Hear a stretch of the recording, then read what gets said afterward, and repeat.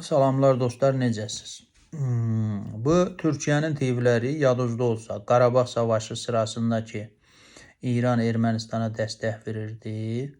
Onda Türkiyənin mediaları deyirdi ki, İran Türkün düşmanıdır, İran İslamın düşmanıdır, İranla İsrail eynidirlər, fərqi yoxdur, oyunu oynayırlar, zahirdə bir-birinə düşmanlıq eləyirlər. İndi həmin medialar İsraili ilə Rıza Pəhləvini bəhanə edərək o İran terror rejimi ki dedilər İsraillə dostdur, qardaşdır. İndi o terror rejimini, İran terror rejimini müdafiə edirlər televizyonlarında.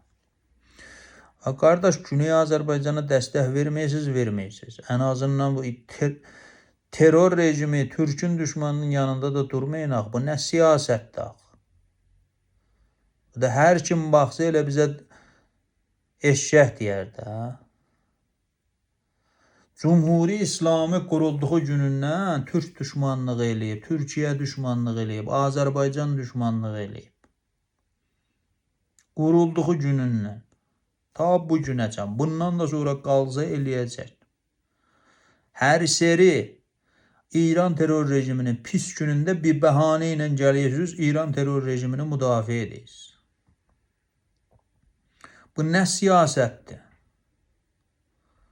Qardaş, bu siyasətizə elə baxan, hər kim elə bizə baxsa bu siyasət. Elə o faşistlərin bizə eşşək deməsini deyərlər haqdır.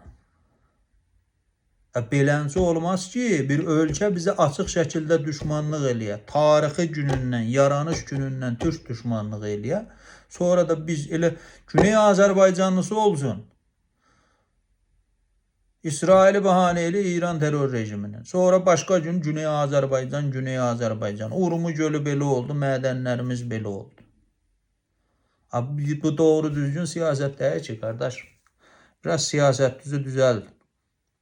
Ya Türk'ün yanında olun, ya Türk'ün düşmanlarının yanında olun. Ya Ərəbin yanındasınız, ya Farsın yanındasınız, ya Rus'un yanındasınız. Medialarınızdan birlikdə. Azərbaycanın da mediaları fərq eləməz. Oturmuşlar, bütün Azərbaycanı gedib qururuq. İran Türk'ün düşmanıdır, İran Azərbaycanın düşmanıdır. Və indi nə olub, medialarınızın hamısı İran terror rejimini müdafiə edir. Hələ bir düzdə Pəhləviçidir, onu qoyaq kənara. Utanın da, biraz utanın. Utanan üzünüz yoxdur. Bu millətin üzündən nə tər baxacaqsınız gələcəkdə? Bu xiyanətləriniz yerdə qalmayacaq. Bilirsiniz, qədim zamanda hər iş görəsiniz, sonra örtbas eləyəsiniz, siləsiniz gedə. İnternet dövrüdür, teknoloji dövrüdür. Bütün danışıqlarınız hamısı zəbt olur. Bütün danışıqlarınız bütün medialarda yayınlanır. Milyardlar pul xərcləyəsiniz, onları silə bilməyəcəksiniz. O xiyanətlərinizin bədəlini ödəyəcəksiniz. Tələsməyin, vaxtı gələcək.